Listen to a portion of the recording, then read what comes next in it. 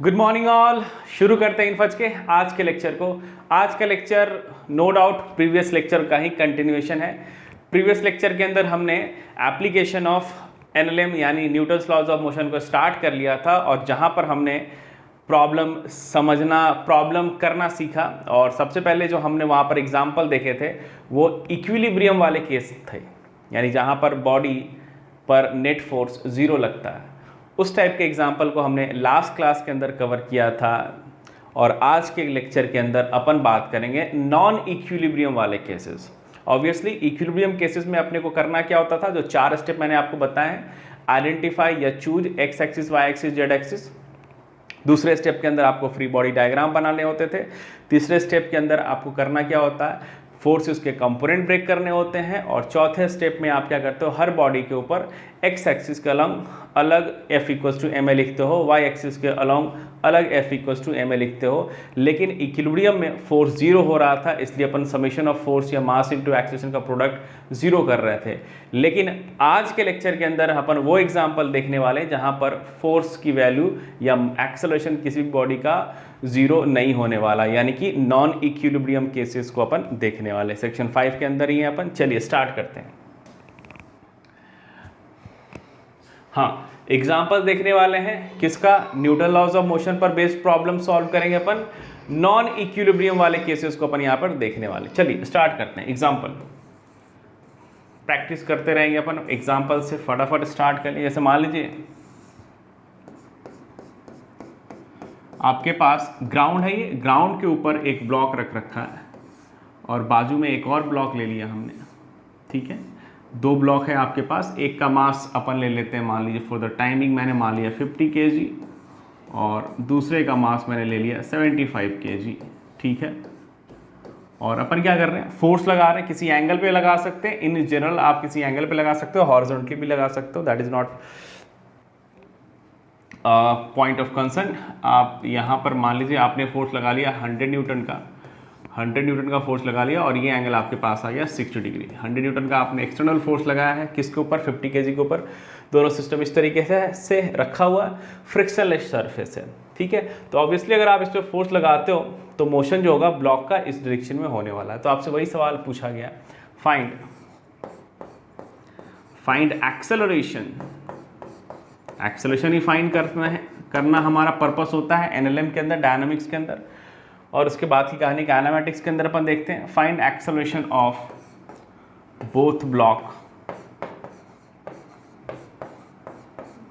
And also find contact force, also find contact force between both block. दोनों block के बीच आपको contact force भी find करना, between both blocks.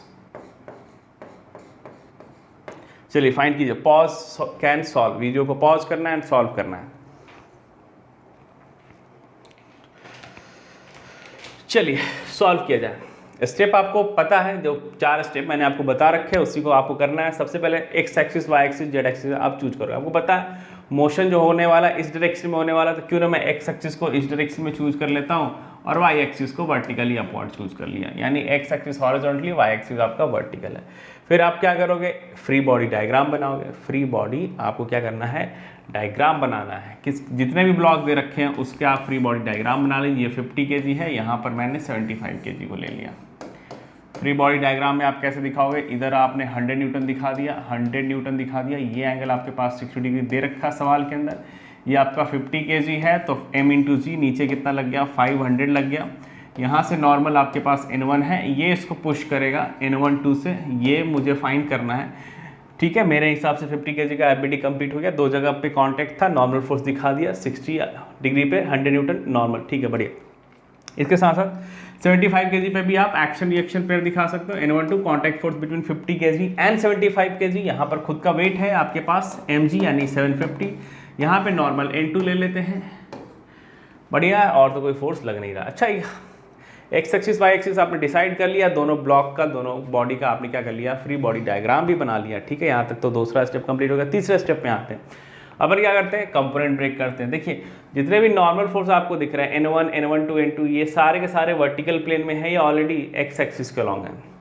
कहने का मतलब ये है कि ये नॉर्मल फोर्स हो गया, ये वाई एक्सिस के अलॉन्ग है, ये 500 वाई एक्सिस के अलॉन्ग है, इसे कंपोनेंट ब्रेक करने की जरूरत नहीं है। N12 भी आपका एक्स एक्सिस के अलॉन्ग है, इसका भी कंपोनेंट ब्रेक करने की जरूरत नहीं है। उसी तरीके से यहाँ पर भी सारे जो फोर्सेस हैं ऑलरेडी या तो एक्स एक्सिस नहीं तो वाई एक्सिस के अलॉन्ग ऑलरेडी मौजूद है, तो आपको इसके कंपोनेंट ब्रेक करने की जरूरत नहीं है।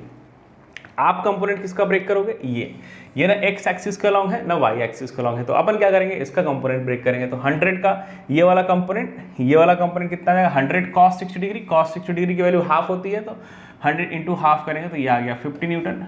और ये वाला कंपोनेंट आपके पास आ जाता है 100 sin 60 डिग्री, sin 60 डिग्री की वैल्यू होती है √3/2, तो 100 इंटू √3/2, 2 से ये 50 √3 आ जाएगा मेरे हिसाब से, तो ये वैल्यू आपके पास आ गई 50 √3। कन्फ्यूजन को हटाने के लिए इस 100 को हटा सकते हो, नहीं तो होगा कन्फ्यूजन कि 3 फोर्स लग रहा है। ठीक है, यहाँ तक अब आपने कंप्लीट कर लिया, यानी कि आपका 3rd स्टेप कंप्लीट है। अब बस 4th स्टेप में आते हैं। इक्विलिब्रियम के सवाल सॉल्व करते वक्त अपन नेट फोर्स को 0 करते हैं, लेकिन यहाँ पर नेट फोर्स को मास इंटू एक्सेलरेशन के बराबर करें। मुझे पता है कि मूवमेंट जो होगा ऐसा तो है नहीं 50 kg या 75 kg जमीन को तोड़ के नीचे जा रहा है या ऊपर हवा में उड़ रहा है, ऐसा पॉसिबल नहीं है। इसका मतलब कि वर्टिकल डायरेक्शन में इक्विलिब्रियम है, तो वर्टिकल डायरेक्शन में इक्विलिब्रियम का कंडीशन आप यहाँ पर भी लिख सकते हो, यानी यहाँ पर जो नॉर्मल फोर्स अगर N1 आपने ये किसको कहा है, तो N1 की जो वैल्यू होगी, और ये 50 √3 भी नीचे की ओर लग रहा है, 500 भी नीचे की ओर लग रहा है, तो net downward force 500 mg force plus आपका 50 √3, यही जो फोर्स होगा इसे N1 काउंटर बैलेंस करेगा। और यहाँ पर भी अगर अपन वर्टिकल डायरेक्शन में इक्विलिब्रियम की बात करें तो N2 जो होगा वो 750 को बैलेंस आउट कर रहा है। हालांकि सवाल में नॉर्मल फोर्स यहाँ के बारे में नहीं पूछा है, सवाल में आपसे एक्सेलरेशन पूछा है और दोनों ब्लॉक के बीच का कॉन्टैक्ट फोर्स पूछा है, तो वाई एक्सिस से आपको सवाल सॉल्व नहीं होगा, लेकिन हाँ कुछ इन्फॉर्मेशन आपको जरूर मिल जाएंगे। अब अपन एक्स एक्सिस में डील करते हैं। अच्छा एक बात बताइए, जब आप इस पर फोर्स लगाओगे तो दोनों के बीच हमेशा कांटेक्ट बना हुआ रहेगा, और दोनों के बीच कांटेक्ट हमेशा अगर बना हुआ मतलब दोनों इकट्ठे मूव करेंगे, इकट्ठे हमेशा मूव करेंगे, मतलब वेलोसिटी और एक्सेलरेशन हर इंस्टेंट पे दोनों का क्या होने वाला है, सेम होने वाला है। तो उस एक्सेलरेशन को मैंने ए मान लिया और इसका भी एक्सेलरेशन आपके पास ए होने वाला है।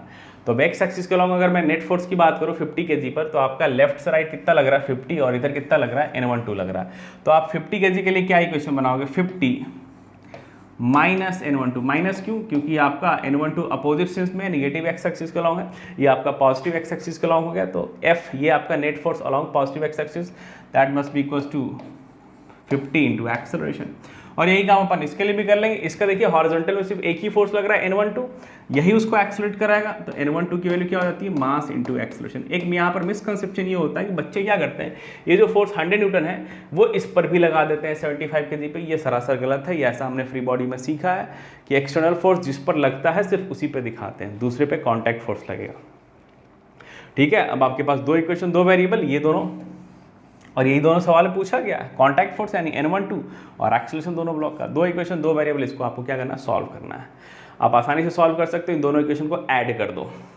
दोनों इक्वेशन को अगर आपने ऐड कर दिया तो ये और ये कैंसिल आउट हो जाएगा, 50A और 75A दोनों ऐड हो जाएगा, दोनों ऐड करोगे अपन, दोनों अगर ऐड कर दिया तो 50 और 175 कितना आ जाएगा बताइए भाई, 125, 125A। दूसरे पेज नहीं, यहाँ पे लिखते हैं, कहीं पे दूसरी जगह पे लिखते हैं। यहाँ पे अपने पास अच्छा खासा स्पेस है, let us utilize this space.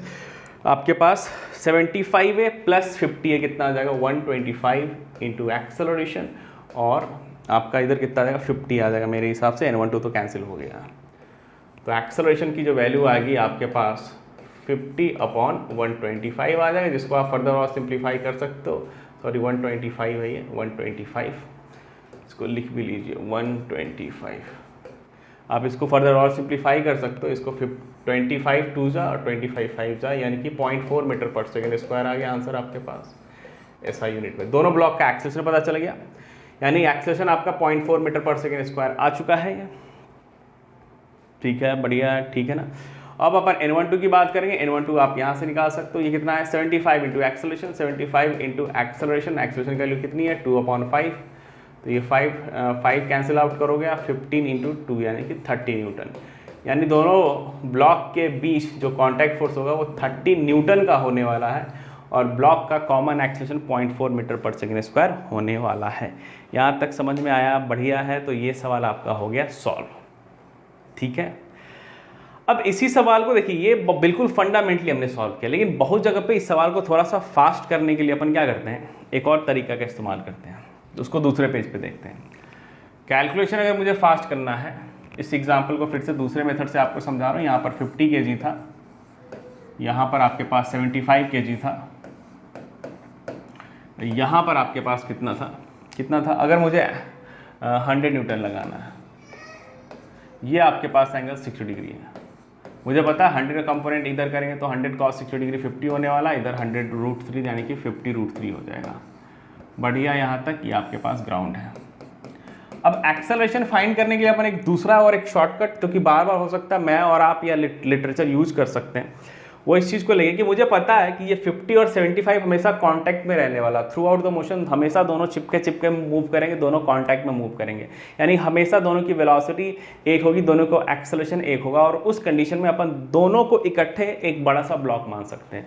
यानी अपन क्या करते हैं, इस पूरे को एक सिस्टम की तरह ट्रीट करेंगे, इस पूरे को एक सिस्टम की तरह ट्रीट करेंगे। अपन भूल जाएंगे कि दो ब्लॉक है, रदर अपन ट्रीट करेंगे इसको एक 125, 50 + 75 कितना हो गया, 125 kg का आपके पास ब्लॉक है, और जिसको हॉरिजॉन्टल डायरेक्शन में आपने एक्सटर्नल फोर्स 50 दिया है और वर्टिकल डायरेक्शन में 50√3 दिया। मुझे पता है वर्टिकल डायरेक्शन वाला कंपोनेंट इसे मूव नहीं कराएगा, क्योंकि वो काउंटर बैलेंस यहाँ से नॉर्मल से कर लेगा, और ये कंपोनेंट क्या करेगा, इसे मूव कराएगा। तो एक्सेलरेशन आप सिंपली यहाँ पे निकाल सकते हो। नेट फोर्स आपके पास 50 हो गया, और मास की बात करें तो 125 हो गया, जिसको आप 25 2 जा 25 5 जा, वही आंसर आ गया। तो कभी कभी जब ऐसा होता है, क्या होता है, जब किसी भी प्रॉब्लम में एक, दो या दो से अधिक ब्लॉक इकट्ठे मूव करते हैं, साथ साथ मूव करते हैं, सो दैट उनके एक्सेलरेशन सेम हो, तो अपन सबको इकट्ठे एक सिस्टम मान सकते हैं। उससे होता क्या है, थोड़ा सा मैथमेटिक्स आपकी सिंप्लीफाई हो जाती है। मैं फिर से रिपीट कर रहा हूँ क्या कहना चाह रहा हूँ मैं।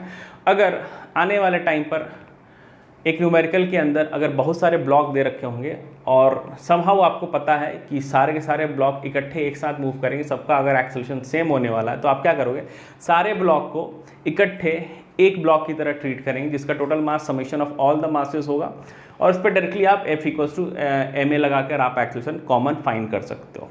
ठीक है, बढ़िया, यहाँ तक समझ में आ गया। चलिए अगले सवाल की ओर मूव करते हैं। नेक्स्ट सवाल देखते हैं। यहाँ पर स्पेस है, यहाँ का स्पेस यूटिलाइजेशन कर लेते हैं। जैसे अभी मैंने सवाल पूछ लिया था, बिल्कुल उसी का पैरेलल सवाल है। यहाँ पे अपन टेंशन की बात करेंगे। जैसे आपके पास एक ये ब्लॉक रहा, आपके पास एक और दूसरा ब्लॉक है, इसको मैंने स्ट्रिंग के हेल्प से बांध रखा है। इसका वेट मान लीजिए 20 kg है, इसका वेट मान लीजिए 10 kg है, और इस पर आपने जो फोर्स लगा दिया है वो 10 न्यूटन का लगा दिया है। 10 न्यूटन का आपने फोर्स लगा दिया है, और ये अगर एंगल की मैं बात करूँ, ये एंगल की बात अगर अपन करते हैं तो मान लीजिए 37 डिग्री का एंगल है। ठीक है, कहने मतलब ये है कि स्मूथ सरफेस है, फ्रिक्शनलेस सरफेस है, आपके पास 20 kg का ब्लॉक है, 10 kg का ब्लॉक है, दोनों को मैंने वायर यानी कि स्ट्रिंग के थ्रू कनेक्ट किया है, और 10 kg पर एक्सटर्नल फोर्स लगा रहा हूँ 10 न्यूटन का, जो कि हॉरिजॉन्टल के साथ 37 डिग्री का एंगल बना रहा है। और ऑब्वियसली अब अगर अपन इसको खींचेंगे तो खींचने पर क्या होगा, दोनों ब्लॉक हॉरिजॉन्टली मूव करेगा, तो मूव करेगा, फोर्स लग रहा है तो एक्सेलरेशन होने वाला, तो वही आपसे कॉमन एक्सेलरेशन पूछा गया है, और इसमें टेंशन पूछा गया। तो find acceleration of both blocks and tension in string. Tension in string, ये जो बीच में रोप है उसमें आपको फाइंड करना है टेंशन। चलिए फटाफट सॉल्व करेंगे without any time lag. Pause and solve कीजिए, पॉज कीजिए एंड वीडियो को सॉल्व कीजिए। चलिए अब अपन सॉल्व करते हैं। यहाँ पे दोनों ब्लॉक थोड़े अलग अलग हैं, तो अपन एक ही डायग्राम के अंदर दोनों का फ्री बॉडी डायग्राम इंक्लूड कर लेते हैं। चलिए येलो कलर से दिखा लेते हैं, येलो दे लिया। जैसे यहाँ पर फ्री बॉडी डायग्राम बने, सबसे अच्छा ऑब्वियसली आपको पता है आपको एक्स एक्सिस इधर रखना है और वाई एक्सिस इधर रखना है, आपकी मर्जी, आप जिधर चूज कर सकते हो। लेकिन अब आपको आइडिया लग रहा होगा कि जिधर बॉडी एक्सेलरेट करने वाला, मूव करने वाला, उधर ही अगर अपन एक्स एक्सिस चूज कर लें समहाउ, तो आपका मैथमेटिक्स सिंप्लीफाई हो जाता है। मुझे पता है कि इसको लगाने से अगर समहाउ कहीं मूवमेंट का पॉसिबिलिटी बनता है तो इधर बनता है, तो मैंने इसी को एक्स एक्सिस बना लिया, हॉरिजॉन्टल को एक्स एक्सिस बनाया और वर्टिकल को वाई एक्सिस बना लिया भाई। ठीक है, अब अपन इसका फ्री बॉडी डायग्राम बनाएंगे। 20 kg पे नॉर्मल मान लीजिए ऊपर लगा दिया N1, इसका खुद का वेट नीचे m × g 20 × g यानी कि 200। इसके अलावा यहाँ पर लग जाएगा टेंशन, फ्रिक्शन तो है नहीं बस, और कुछ फोर्स नहीं लगने वाला है। 10 kg का भी बना लेते हैं। 10 न्यूटन ऑलरेडी बना हुआ दिखा दीजिए। यहाँ पर आपके पास एक दूसरा नॉर्मल फोर्स N2 आ जाएगा और इसका खुद का वेट यानी कि M × G ये आपके पास 100 हो गया और यहाँ पे टेंशन इधर लग जाएगा। टेंशन ऑलवेज पुल करता है, ये आपको मैंने पढ़ा दिया। तो पहला स्टेप कंप्लीट, आपने एक्सिस डिसाइड कर लिया है, ठीक है। दूसरे स्टेप में आपने क्या कर लिया है, आपने कर लिया है FBD बना लिया। तीसरे में अपन क्या करेंगे, फोर्सेस के कंपोनेंट ब्रेक करेंगे। देखिए नॉर्मल वेट और टेंशन, नॉर्मल वेट और टेंशन की अगर अपन बात करें तो सबका सब या तो एक्स एक्सिस का लॉन्ग है नहीं तो वाई एक्सिस का लॉन्ग है, तो इसके अपन कंपोनेंट ब्रेक नहीं करेंगे। ये जो 10 न्यूटन है इसके अपन कंपोनेंट ब्रेक करेंगे क्योंकि यह ना एक्स में है ना वाई में है, तो 10 के आप दो कंपोनेंट ब्रेक कीजिए, एक इधर और एक इधर। 10 cos 37 डिग्री, cos 37 डिग्री यानी 4/5 × 10 करोगे तो इसकी वैल्यू आ जाएगी शायद 8 और ये आ जाती है 6। बढ़िया, ठीक है यहाँ तक। चलिए अब ये कंफ्यूजन क्रिएट करेगा, इसको आप हटा ही दीजिए, इसको आप हटा दीजिए।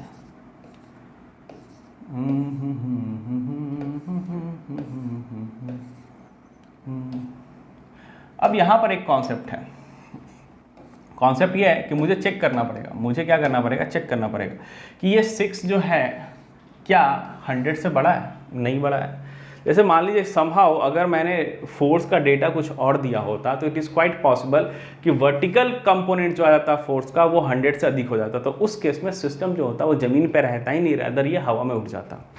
आई रिपीट क्या कहना चाह रहा हूँ मैं, जैसे कि मैंने यहाँ फोर्स का मैग्नीट्यूड 10 न्यूटन कम वैल्यू दिया था। जैसे मान लीजिए अगर मैंने 10 न्यूटन के बजाय मैंने अगर 1000 न्यूटन दिया होता, तो 1000 न्यूटन अगर मैं दिया होता तो यहाँ पर जो कंपोनेंट आ जाता वो 600 आ जाता, और 600 जो है वो 100 से अधिक होता है। इसका मतलब 600 अगर 100 से अधिक होगा तो ये फोर्स का कंपोनेंट क्या करेगा, इस 10 kg ब्लॉक को पिक कर लेगा, ऊपर की ओर उठा जाएगा और N2 आपका कॉन्टेक्ट छूट जाएगा, तो N2 की वैल्यू 0 हो जाएगी और बॉडी उस समय क्या होगा, ग्राउंड पर नहीं होगा, ये बॉडी हवा में मूव करेगा और मोशन कॉम्प्लिकेट हो जाएगा। तो अपन वहाँ पर नहीं जा रहे हैं, लेकिन इस चीज़ का हैबिट डेवलप कीजिएगा कि ये वाला जो कंपोनेंट है ये अगर इससे कम होगा तभी मोशन अलॉन्ग हॉरिजॉन्टल होने वाला है, तो इस चीज़ को क्रॉस वेरीफाई करना जरूरी था। चलिए हाँ ठीक है, अब ये वाला अपन अब इस कहानी करते हैं भाई।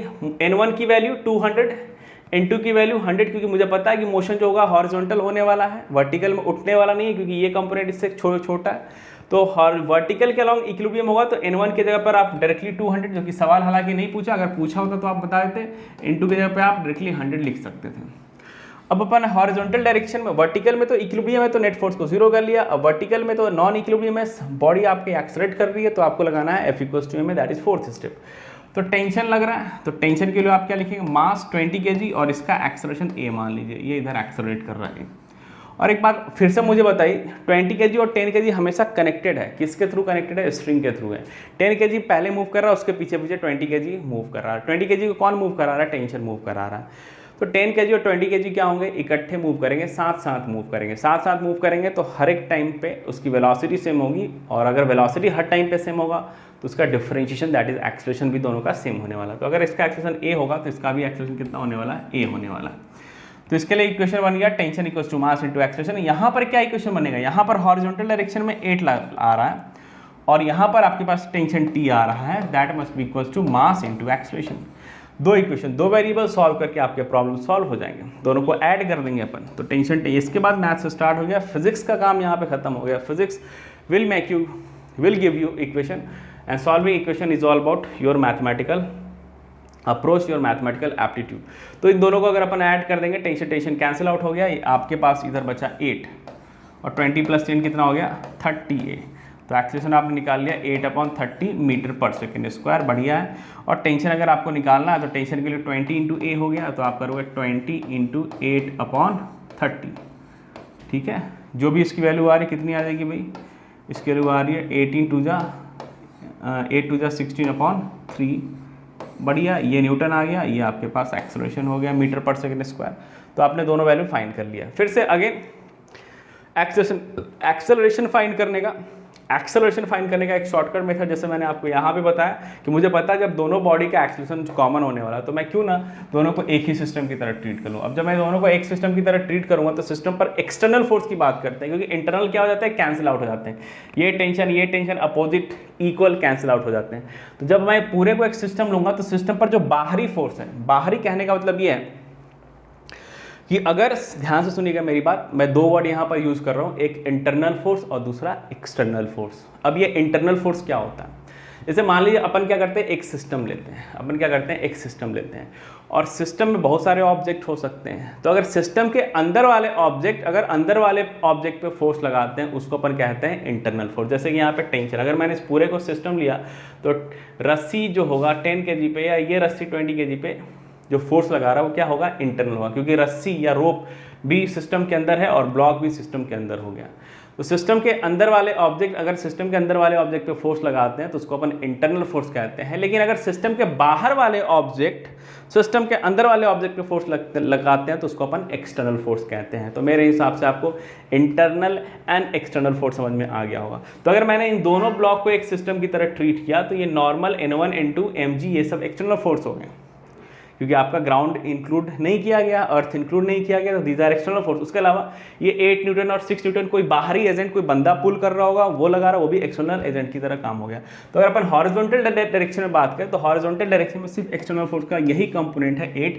तो एक्सेलरेशन फाइंड करने के लिए आप क्या कर सकते हो, net force F equals to net mass 20 + 10 कितना आ जाएगा 30, एक्सेलरेशन A आ गया। यहाँ से आप देखिए एक्सेलरेशन की वैल्यू वही आ जाएगी डायरेक्टली 8/30। तो ये एक शॉर्टकट मेथड है कि अगर आपको पता है कि एक ऐसा सिस्टम है जिसके अंदर बहुत सारे ब्लॉक इकट्ठे एक साथ मूव कर रहे हैं, सो दैट सबका एक्सेलरेशन सेम होने वाला है, तो आप सबको इकट्ठा एक सिस्टम लीजिए और FBD ड्रॉ करते हुए सिर्फ आप एक्सटर्नल फोर्स को कंसीडर करें, ना कि इंटरनल फोर्स की तरह। तो आपको अगर फंडामेंटली जाना है तो आप इंडिविजुअल इक्वेशन बना के भी सॉल्व कर सकते हो, that is not a big issue. और अगर आपको कॉमन एक्सेलरेशन डायरेक्टली सवाल अगर एक्सेलरेशन पूछता है तो आप इस तरीके से फटाफट भी सॉल्व कर सकते हो। समझ में आ गया, बढ़िया है। चलिए अगले सवाल की ओर मूव करते हैं विदाउट एनी डिले।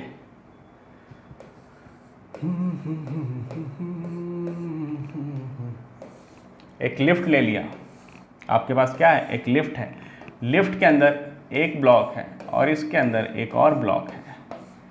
इसका वेट अपन ले लेते हैं 10 kg। देखिए अपन यहाँ पे फिजिक्स सीख रहे हैं, मैथ्स नहीं सीख रहे हैं, इसलिए कोशिश जहाँ तक मेरी यही होती है कि डेटा सिंप्लीफाइड आ जाए। लेकिन अगर एग्जाम के अंदर डेटा थोड़ा सा कॉम्प्लेक्स भी आता तो आपको बिल्कुल टेंशन लेने की ज़रूरत नहीं है, आप प्रैक्टिस से उस चीज़ को और अच्छा कर सकते हो। और इसका वेट अपन ले लेते हैं फॉर एग्जांपल 20 kg। ठीक है, वर्टिकल प्लेन है, यानी कि ये जो लिफ्ट है ये लिफ्ट ऊपर की ओर एक्सेलरेट कर रहा है और एक्सेलरेशन की जो वैल्यू है वो g/2 दे रखा है, एक्सेलरेशन की वैल्यू g/2 है। और बंदा जो है वो कोई जो ऑब्जर्वर है वो ग्राउंड पे इस तरीके से बैठा हुआ है और आपसे ये पूछा गया find tension in both string. ये जो दोनों स्ट्रिंग दिख रहा है इसको मान लीजिए इसमें टेंशन T1 है, इसमें मान लीजिए टेंशन T2 है, तो ये T1 T2 आपको फाइंड करने के लिए बोला जा रहा है। चलिए भाई लग जाइए सब के सब एंड सॉल्व करना स्टार्ट कीजिए, शुरू कीजिए, स्टार्ट कीजिए, सॉल्व कीजिए।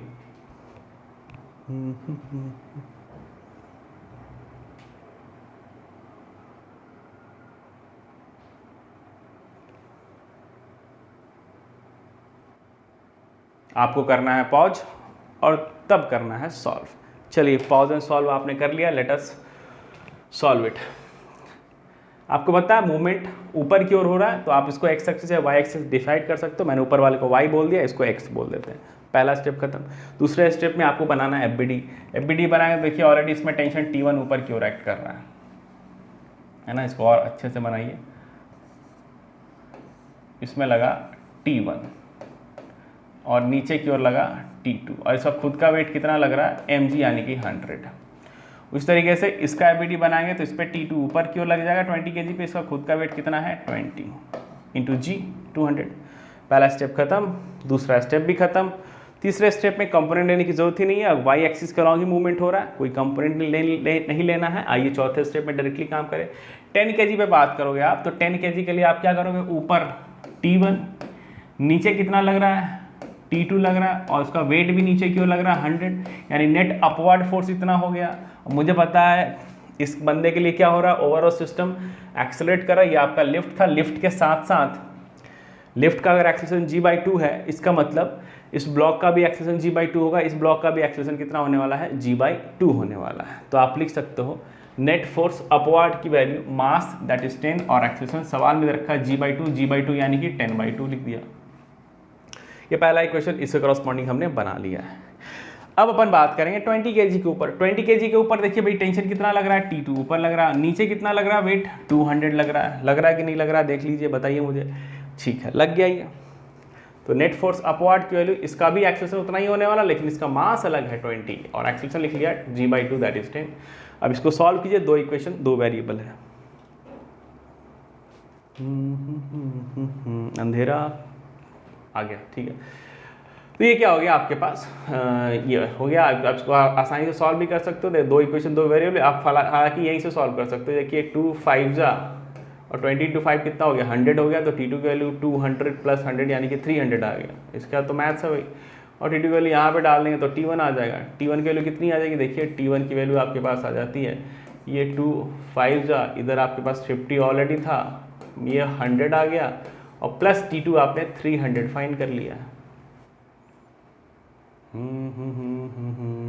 तो T1 की वैल्यू आपके पास देखिए कितना आ गया 450 आ गया। ऑब्वियसली न्यूटन की बात कर रहे हैं अपन, तो ये आपके पास आंसर आ गया। T1 एंड T2 आपने फाइंड कर लिया। ठीक है, बहुत सिंपल सी लॉजिक है, छोटा सा लॉजिक। चलिए नेक्स्ट सवाल के ऊपर चलते हैं। कभी कभी मन में डाउट आता है कि सर अपन आइडियल स्ट्रिंग के ऊपर डिस्कशन कर रहे हैं, है ना। आइडियल स्ट्रिंग यानी मासलेस स्ट्रिंग, और मासलेस स्ट्रिंग के हर एक पॉइंट पे टेंशन क्या होता है, सेम होता है। क्या हो सर अगर आपका जो स्ट्रिंग हो वो आइडियल ना हो, यानी स्ट्रिंग के पास, रोप के पास, रस्सी के पास मास हो। तो जब मास होगा तो ऑब्वियसली न्यूटन के तो लॉज हमेशा रखते हैं, तो न्यूटन के लॉज के अकॉर्डिंग हर जगह टेंशन इन जनरल अलग अलग बोलते हैं और वो अपन फाइंड भी करेंगे। जैसे एक एग्जाम्पल देखते हैं, एग्जाम्पल की हेल्प से आपको समझ में आ जाएगा। जैसे ये ब्लॉक आपने लिया, यहाँ पर एक और ब्लॉक लिया, लेकिन अब की बार ये जो रोप है वो मासलेस नहीं है, रोप जो है वो मासलेस नहीं है। आसानी के लिए इसको मैंने 2 kg ले लिया, इसको 1 kg ले लिया ब्लॉक का वेट, और यहाँ जो रोप लगा हुआ है ये रोप हेवी है, ये रोप क्या है आपके पास हेवी है, ठीक है। और इसका जो वेट है वो अपन ले लेते हैं, कितना ले लें, ओहो हो, इसका वेट अपन ले लेते हैं 3 kg ले लेते हैं। अरे यार क्यों गड़बड़ हो रहा भाई, कट नहीं कर रहा हूँ मैं आपको, बस सिंपल ये एक बस ले ली। इसका वेट खुद का दे रखा है 3 kg, कितना दे रखा है इसका वेट 3 kg का रोप है, और आपने एक इधर फोर्स लगा दिया 10 न्यूटन का, कितना हो गया 10 न्यूटन का आपने क्या कर दिया फोर्स लगा दिया। अब आपसे ये सवाल पूछ रहा है फाइंड, स्ट्रिंग पे मैंने अलग अलग पॉइंट ले लिए, ये वाले पॉइंट को अपन A कह रहे हैं जो कि 2 kg के साथ कनेक्टेड है, ये वाले पॉइंट को अपन B कह रहे हैं जो कि 1 kg के साथ कनेक्टेड है, और ये वाला पॉइंट C है जो कि मिड पॉइंट है। ये कौन सा पॉइंट है, मिड पॉइंट है, बीच वाला पॉइंट है। तो आपसे पूछा गया है find tension, find tension eight A, B, C, यानी तीनों पॉइंट पे आपको क्या फाइंड करना है, टेंशन फाइंड करना है। जैसा मैंने आपको बताया कि अगर स्ट्रिंग के पास मास होता है तो इन जनरल उसके हर एक पॉइंट पे टेंशन अलग अलग हो जाएगा, जो कि अपने को सॉल्व करना है, जैसे इस प्रॉब्लम में है। ठीक है, 10 न्यूटन जो ऊपर मैंने फोर्स लगाया यहाँ पर, ये आपका हॉरिजॉन्टल है, इसको आपको हॉरिजॉन्टली लेके चलना है। ठीक है, बढ़िया, सॉल्व कीजिए, पॉज एंड सॉल्व कीजिए। पहले खुद का दिमाग लगाइए, खुद का दिमाग लगाना ज़रूरी है, नहीं तो आप मेरे दिमाग के अकॉर्डिंग गवर्न हो जाओगे। तो आपका खुद का डेवलपमेंट कब होगा भाई, आपको खुद का भी डेवलपमेंट करके चलना है। बढ़िया,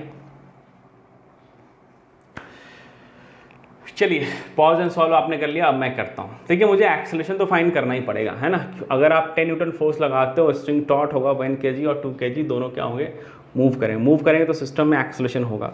वो कॉमन एक्सेलरेशन फाइंड करने का मैंने आपको शॉर्टकट अभी मेथड बताया है। ठीक है, आप क्या कर सकते हो, इंडिविजुअल भी जा सकते हो, इसका अलग, इसका अलग, इसका अलग। अरे भाई ये क्यों बंद हो रहा है, सबका आप अलग अलग एक्सेलरेशन, सबका आप अलग अलग बना सकते हो। एफबीटी सब में आप इक्वेशन लिखोगे, सबको जोड़ दोगे, एक्सेलरेशन आ जाएगा। तो एक्सेलरेशन का जो शॉर्टकट मेथड मैंने बताया था वो अपन यहाँ पे यूटिलाइज करने वाले। अपन क्या करते हैं, सबको एक सिस्टम ले लिया, सबको एक सिस्टम लिया। मुझे पता है 10 न्यूटन हॉरिजॉन्टल डायरेक्शन में लग रहा है, तो ओवरऑल सिस्टम इकट्ठे मूव करेंगे। सारे रोप का एक्सेलरेशन, 1 kg का एक्सेलरेशन, 2 kg का एक्सेलरेशन, सबका एक्सेलरेशन सेम होने वाला है।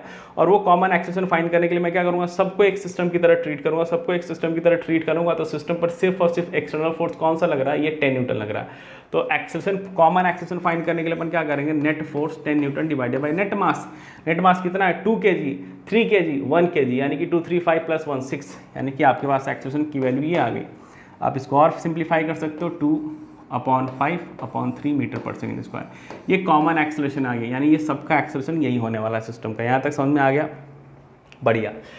अब अगर मुझे एक्सेलरेशन टेंशन फाइंड करना है, ए पॉइंट पे टेंशन फाइंड करना है, तो मैं क्या करूँगा, मैं सिर्फ इस पोर्शन का एफबीडी बनाऊँगा। नॉर्मल एमजी से लेना देना अपना नहीं होगा यहाँ पर। नॉर्मल एमजी से क्यों नहीं काम होगा, क्योंकि सवाल में नॉर्मल नहीं पूछा है, आपने से टेंशन पूछा, जो कि कैसे मिलेगा, मोशन को हॉरिजॉन्टली डील करने से मिलेगा। तो मैं अपन वर्टिकल डायरेक्शन की उसको छोड़ दे रहे हैं, ठीक है। देखिए जैसे जैसे अपन सवाल में आगे बढ़ रहे हैं, आपके बैकग्राउंड में, आपके दिमाग के बैकग्राउंड में ऑलरेडी स्टेप चल रहा है, ठीक है। लेकिन आप इतना प्रैक्टिस कर लोगे, इतना प्रैक्टिस कर लोगे कि धीरे धीरे वो स्टेप भी आपके दिमाग से उठ जाएगा, आपका हैंड ऐसा बैठ जाएगा कि आप ऑलरेडी ऑटोमेटिकली उस प्रोसेस को फॉलो कर रहे होगे, उस 4 स्टेप को आप फॉलो कर रहे होगे। ऑलरेडी आपको पता है एक्स एक्सिस इधर है, वाई एक्सिस इधर है। अब धीरे धीरे अपन ये डिस्कशन छोड़ते जाएंगे, और ठीक है, वाई एक्सिस का लॉन्ग मोशन तो हो नहीं रहा, तो अपन एक्स एक्सिस का लॉन्ग बात करेंगे। तो यहाँ पे आपके पास क्या लग रहा है, टेंशन एट पॉइंट ए, और यही इसको एक्सेलरेट करा रहा है हॉरिजॉन्टली, और कोई फोर्स 2 kg पे लग नहीं रहा है।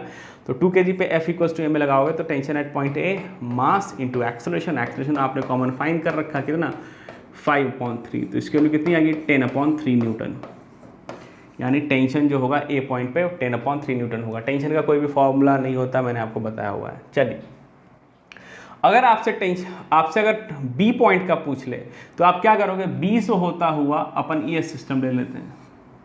अब 1 kg का अगर हॉरिजॉन्टल, वर्टिकल में फिर से अपने को लेना देना नहीं है, मूवमेंट एक्सेलरेशन एक्स एक्सिस के लॉन्ग हो रहा है, हॉरिजॉन्टल हो रहा है।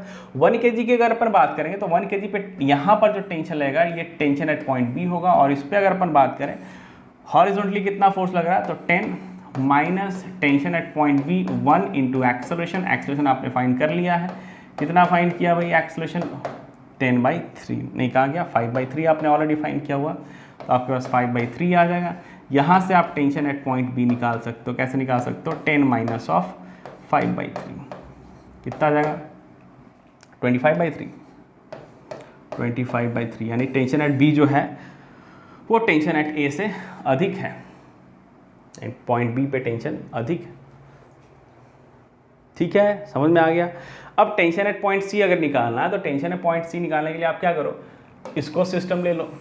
इसको अगर आपने सिस्टम लिया तो सिस्टम पर एक्सटर्नल फोर्स हॉरिजॉन्टल डायरेक्शन में सिर्फ इधर लग रहेगा, टी सी, और तो कुछ लगने वाला नहीं है। और सिस्टम के अंदर अगर अपन मास की बात करें तो 2 kg ये है, 3 kg का आपके पास ये सिस्टम है, तो 3 kg का आधा, क्योंकि ये मिड पॉइंट है तो मुझे पता है कि इसके अंदर इस रोप का जो मास होने वाला है, इस रोप का जो मास होगा वो 3 का आधा होगी। इसकी वैल्यू कितनी हो जाएगी, 1.5 kg।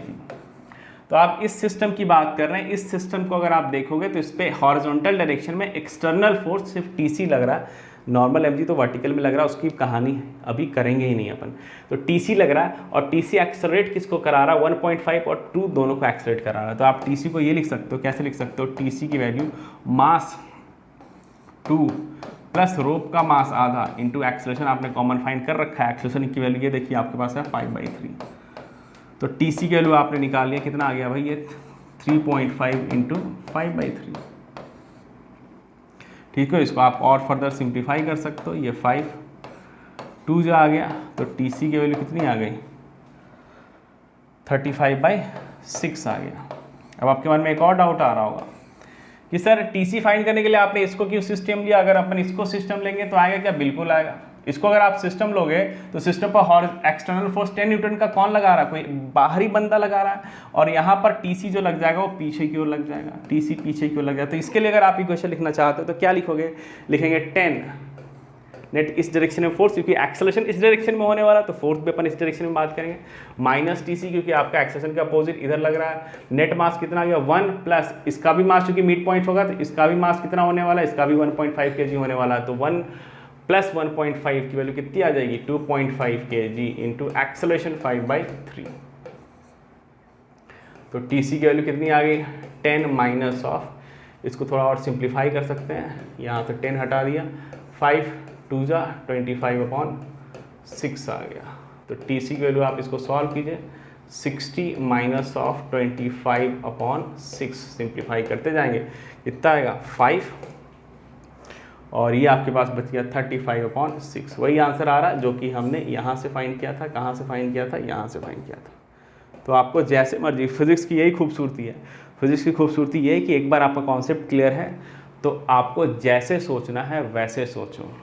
ज़रूरी नहीं कि हमेशा मैं जो बताऊंगा वही बेस्ट पॉसिबल होगा। आपका भी दिमाग ओपन हो सकता है, आप भी कुछ नया मेथडोलॉजी लेकर आ सकते हो। तो you are most welcome to suggest me anything in the comment box.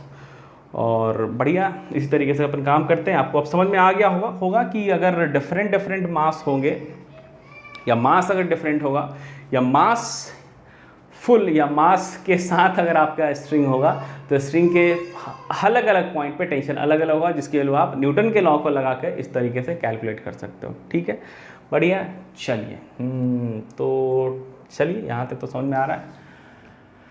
आगे अपन कुछ और काम कर लेते हैं। अब एक दो सवाल पुल्ली वाले करते हैं। पुल्ली से पहले इंक्लाइन प्लेन का एक कॉमन सवाल देखते हैं। ये आपके पास एक इंक्लाइंड प्लेन है, फिक्स्ड इंक्लाइंड प्लेन है, ये एंगल है थीटा। ये आपके पास इंक्लाइंड प्लेन फिक्स्ड हो गया, ये कहीं नहीं मूव कर रहा है ग्राउंड के ऊपर, और इसके ऊपर मैंने एक ब्लॉक रख दिया स्मॉल m। अगर आप इस ब्लॉक को रखोगे तो आपको पता है कि ये नीचे की ओर एक्सेलरेट करेगा फॉर श्योर, है ना। तो आपसे वही सवाल पूछा गया, बहुत ही सिंपल पॉसिबल सवाल है ये। Find acceleration of block, find acceleration of block and also, बहुत ही सिंपल है, normal force between block and inclined plane, block and inclined plane. चलिए भाई सॉल्व कीजिए और बताइए मुझे सॉल्व करके।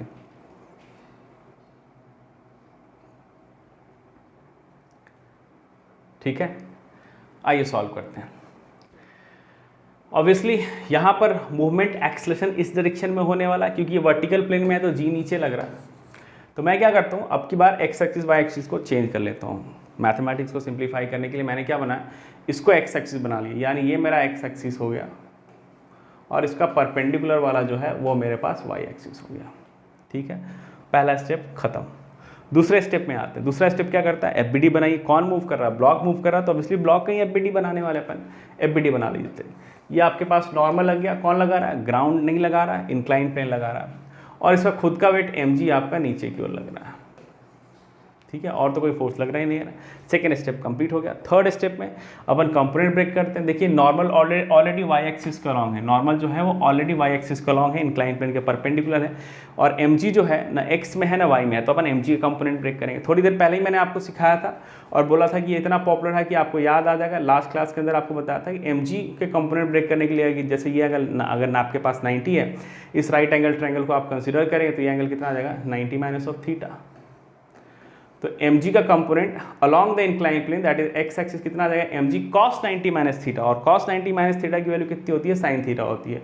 तो ये वाला पार्ट आपके पास आ गया mg sin थीटा, और ये वाला पार्ट आपके पास कितना आ जाएगा, mg sin 90 माइनस थीटा, और sin 90 माइनस थीटा को आप लिख सकते हो cos ऑफ थीटा। बढ़िया, यहाँ तक समझ में आ गया। ठीक है, अपने को पता है मूवमेंट जो होगा वो इस डायरेक्शन में होने वाला है, एक्सेलरेशन इस डायरेक्शन में होने वाला है, यानी सिस्टम इस डायरेक्शन में इक्विलिब्रियम में नहीं है। यहाँ पर F में लगा सकते हैं, लेकिन वर्टिकल डायरेक्शन में मूवमेंट नहीं है, यानी सॉरी वर्टिकल नहीं, इंक्लाइन प्लेन के परपेंडिकुलर डायरेक्शन में मूवमेंट नहीं है, यानी कि इस डायरेक्शन में एक्सेलरेशन जीरो है, यानी इस डायरेक्शन में आप इक्विलिब्रियम की कंडीशन होल्ड कर सकते हो। तो एक्स एक्सिस के लॉन्ग आप क्या लगाओगे, Fx इक्वल्स टू mx। तो एक्स एक्सिस के लॉन्ग सिर्फ आपके पास फोर्स लग रहा है mg sin थीटा, और यही फोर्स की वैल्यू क्या हो जाएगी, मास इंटू एक्सेलरेशन। यहाँ से mm कैंसिल हो गया और एक्सेलरेशन की वैल्यू आ गई g sin थीटा। काफ़ी सिंपल और काफ़ी पॉपुलर है ये, आपको अपने आप धीरे धीरे जितना आप प्रैक्टिस करोगे ये सब चीज़ें याद हो जाएंगी, कोई बड़ी बड़ी चीज़ अपन नहीं कर रहे हैं। और वाई एक्सिस के लॉन्ग मुझे पता मूवमेंट एक्सेलरेशन नहीं है, तो वाई एक्सिस के लॉन्ग अगर आप फोर्स को कंपनसेट करोगे तो normal minus mg cos theta की वैल्यू, यानी नेट फोर्स की वैल्यू कितनी होगी, mass into acceleration along Y axis. Acceleration along Y axis कितना हो गया, जीरो हो गया, तो नॉर्मल की वैल्यू कितनी आ गई, mg cos थीटा आ गई। यही तो सवाल आपसे पूछा था, और इसको अगर याद हो जाएगा तो बढ़िया है। एक्सेलरेशन g sin थीटा और नॉर्मल mg cos थीटा के बराबर है। ये चीज़ काफ़ी पॉपुलर, इस चीज़ को आप ध्यान से देख लीजिए, समझ गए। कोई भी दिक्कत हो कमेंट बॉक्स में आप मुझे कमेंट करके पूछ सकते हैं। नेक्स्ट सवाल के अंदर चलते हैं।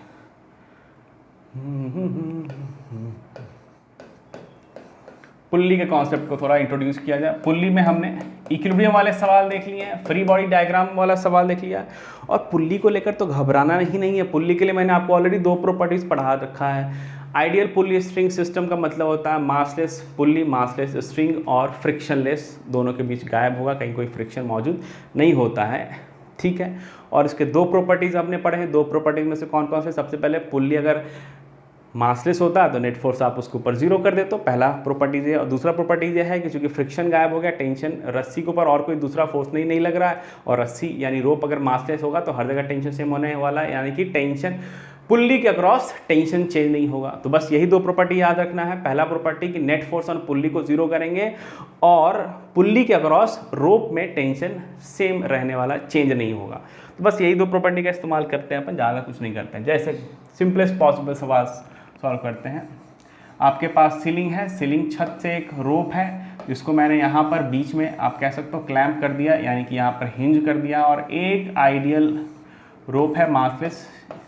यहाँ पर हमने एक ब्लॉक हैंग कर दिया M1, यहाँ पर हमने दूसरा ब्लॉक हैंग कर दिया M2, और वर्टिकल प्लेन में हमने सिस्टम को रिलीज फ्रॉम रेस्ट कर दिया, यानी कि आप G जो है वो नीचे की ओर एक्ट कर रहा है। तो ऑब्वियसली डिपेंडिंग ऑन M1 और M2 कौन हैवी है, जैसे इस सवाल को सॉल्व करने के लिए आप M2 को हैवी मान लीजिए, M2 मान लीजिए M1 से अधिक होगा, तो आपको पता है नॉर्मली आप फील इस टाइप का कर पा रहे हो कि ये नीचे जाएगा, ये ऊपर जाएगा। तो इनके एक्सेलरेशन बताने हैं और रोप में कितना टेंशन होगा ये बताना है। तो सवाल आपसे पूछ रहा है find acceleration of both blocks and tension in string.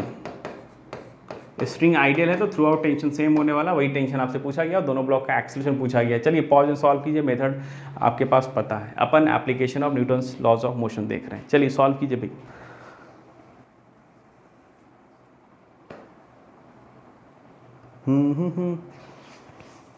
चलिए स्टार्ट करते हैं। मैं सॉल्व करके आपको बताता हूँ। एक ही डायग्राम के अंदर फ्री बॉडी इंक्लूड कर लेते हैं।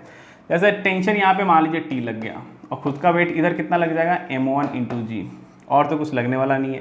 ब्लॉक मूवमेंट कर रहा है, ब्लॉक पे ही अपने को लगाना है। यहाँ पर भी आपके पास लग गया टेंशन T, और यहाँ पर खुद का कितना आ गया M2G, ठीक है। आपको पता नहीं है कि कौन ऊपर जाएगा कौन नीचे जाएगा, आपको जिधर मर्जी उधर मान लो, ठीक है ना। फिलहाल M2 को अगर मैंने अधिक माना है M1 से, तो आप इसको एक एक्सेलरेशन इधर दे दो। जितना एक्सेलरेशन इसका नीचे होगा उतना ही एक्सेलरेशन इसका ऊपर होने वाला। अब ऐसा क्यों, अब ऐसा क्यों, अब ऐसा क्यों, अब ऐसा क्यों? इसलिए क्योंकि ये दोनों ब्लॉक एक ही स्ट्रिंग से बंधे हुए हैं, और मुझे पता है स्ट्रिंग जो होता है through out the motion taught रहता है, स्लैक नहीं करता, ढीली नहीं पड़ती है। इसका मतलब ये हो गया स्ट्रिंग अगर टॉट है, यानी स्ट्रिंग की लेंथ अगर कांस्टेंट है थ्रू आउट द मोशन, इसका मतलब किसी भी गिवन टाइम में ये जितना मूव करेगा उतना ही वो ऊपर मूव करेगा, नहीं तो स्ट्रिंग की लेंथ चेंज हो जाएगी, है कि नहीं है। तो स्ट्रिंग की लेंथ को कांस्टेंट रखने के लिए ये जितना नीचे मूव करेगा उतना ही वो ऊपर मूव करेगा। अगर किसी भी टाइम में ये x मूव करता है उतना ही टाइम में वो भी x मूव करे, यानी दोनों की वेलोसिटी हमेशा, वेलोसिटी नहीं स्पीड की बात करेंगे, क्योंकि एक नीचे जा रहा है एक ऊपर जा रहा है। Speed is a scalar quantity, velocity is a vector quantity. तो क्या होगा, जितनी स्पीड इसकी होगी उतनी स्पीड इसकी होगी, यानी वेलोसिटी का मैग्नीट्यूड जितना इसका होगा उतना ही इसका होगा। और अगर हर टाइम पे ऐसा हो रहा है तो उसको डिफरेंशिएट करने पे एक्सेलरेशन का मैग्नीट्यूड जितना इसका होगा उतना ही इसका होगा।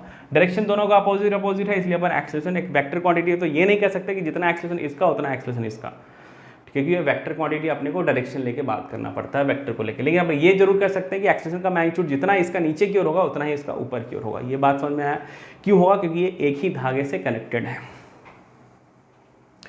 ये बहुत ही इंपॉर्टेंट है। न्यूटन लॉज ऑफ मोशन को डिराइव करते वक्त न्यूटन ने जिस सिस्टम को स्टडी किया था उसमें से एक ये one of the important study वाला सिस्टम है, जिसको अपन एटवुड मशीन भी कहते हैं, और फिजिक्स के अंदर ये काफ़ी पॉपुलर है। इसके भी रिजल्ट आपको मैं याद हो जाएंगे, अगर आप इतने बार सवाल लगाओगे तो ये आपको ऑटोमेटिकली इसका भी आपके सॉल्यूशन आंसर याद हो जाएंगे। That's not a big issue. चलिए सॉल्व करते हैं भाई। मुझे पता है ये एक्सेलरेशन ए से ऊपर जा रहा है, तो इसके लिए नेट फोर्स ऊपर की ओर होगा। तो नेट फोर्स ऊपर की ओर कितना है T, और माइनस M1G, क्योंकि वो नीचे की ओर लग रहा है, that must be equals to M1 × A।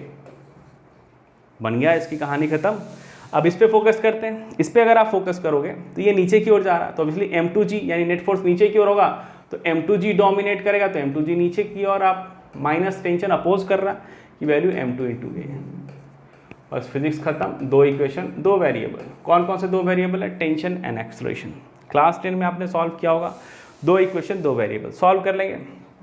Solve करने का बेस्ट तरीका ये है कि दोनों को ऐड कर दो, दोनों को ऐड करोगे टेंशन टेंशन कैंसिल आउट हो जाएगा। इधर आपके पास आ जाएगा m2g माइनस m1g, g को कॉमन निकालोगे m2 माइनस m1g इधर आ जाएगा, और इधर ऐड करोगे आप तो एक्सेलरेशन को कॉमन निकालोगे तो आपके पास आ जाएगा m1 प्लस m2। यहाँ से रीअरेंज करोगे तो एक्सेलरेशन क्रॉस मल्टीप्लाई करोगे तो आपके पास आ जाता है m2 minus of m1 upon m2 plus m1 into g. ये काफ़ी पॉपुलर रिजल्ट है और ये आपको ऑटोमेटिकली थोड़ी देर के बाद अपने आप याद हो जाएगा। अभी याद नहीं करना है, अगर अपने आप याद हो जा रहा है तो that is a good thing, अगर नहीं याद हो रहा तो घबराने वाली बात नहीं, आपको ऑटोमेटिकली ये याद हो जाती है। और एक्सेलरेशन की वैल्यू आप किसी एक इक्वेशन में डाल दो तो आपके पास टेंशन आ जाएगा। एक्सेलरेशन की वैल्यू आप या उठा के या तो यहाँ पे डाल दोगे तो यहाँ से टेंशन आ जाएगा, या उठा के आप यहाँ पे डाल दोगे तो यहाँ से टेंशन आ जाएगा। आप क्रॉस वेरीफाई कर लीजिएगा, टेंशन की जो वैल्यू आती है क्रॉस वेरीफाई करके मुझे कमेंट बॉक्स में जरूर बताइएगा। मेरे हिसाब से यही आना चाहिए 2m1 m2 upon m1 plus m2 into g. ये भी इंपॉर्टेंट रिजल्ट है। एटीट्यूड मशीन कहते हैं इस सिंपल कॉन्फ़िगरेशन को, स्ट्रिंग पुली सिस्टम को। दोनों ब्लॉक का एक्सेलरेशन आ गया, दोनों का टेंशन आ गया। कोई आपसे पूछता है इस सवाल के अंदर कि सीलिंग यानी छत के ऊपर कितना फोर्स लगा रहा है ये सिस्टम, तो मुझे पता है यहाँ टी है, यहाँ टी है, इस पर नेट फोर्स को जीरो होने के लिए यहाँ पे 2t होना चाहिए, और छत का फ्री बॉडी डायग्राम बनाएंगे तो उस पर 2t नीचे क्यों लग जाएगा। 2 और t आपने ऑलरेडी निकाला, उसको 2 से मल्टीप्लाई कर दोगे तो सीलिंग के ऊपर कितना फोर्स लगा रहा है वो निकल के आ जाएगा। तो सवाल पूछने वाले कैसे भी घुमा फिरा के आपसे सवाल पूछ सकते हैं, बस आपको ये समझना है कि थियोरी मैंने पढ़ा हुआ, प्रैक्टिस मैंने किया हुआ, सवाल तो इसी में से आएगा, कहीं दूसरे जगह से सवाल नहीं आने वाला है। चलिए, तो पुल्ली से रिलेटेड और भी प्रॉब्लम को सॉल्व करेंगे और कॉन्फिडेंस को आज अपन गेन करके ही रहेंगे। अगला एग्जांपल देखते हैं। ये आपके पास एक स्मूथ टेबल है, स्मूथ टेबल है, यहाँ पर आपने एक पुल्ली ले लिया, ये पुल्ली है, आइडियल एक पुल्ली है, यहाँ पर आपके पास एक ब्लॉक है, इसका मास मैंने m1 ले लिया, और यहाँ पर स्मूथ टेबल के ऊपर एक और ब्लॉक रख रखा है जिसका मास m2 है। ठीक है, वर्टिकल प्लेन में नीचे रख रखा है, यानी एक्सेलरेशन ड्यू टू ग्रेविटी नीचे की ओर एक्ट कर रहा है, और आपसे वही सवाल फिर से पूछा है, ये नीचे की ओर जाएगा, ये भी नीचे अलॉन्ग हॉरिजॉन्टल मूव करेगा, तो दोनों का एक्सेलरेशन पूछा है आपसे। डायनामिक्स में तो यही करते हैं, आपके पास फिजिकल सिचुएशन होता है, आप न्यूटन लॉज ऑफ मोशन का इस्तेमाल करते हो और बॉडी का एक्सेलरेशन फाइंड करते हो, और एक बार एक्सेलरेशन आ गया और इनिशियल कंडीशन आपको पता है तो आप वेलोसिटी और पोजीशन भी निकालोगे। That is the problem of kinematics. चलिए भाई सॉल्व करते हैं। फाइंड, वही लैंग्वेज है, find acceleration of both block. Solve कीजिए, तरीका आपको पता है, find acceleration of both blocks and, और क्या बताना अपने को, टेंशन इन स्ट्रिंग बताना है, टेंशन इन स्ट्रिंग।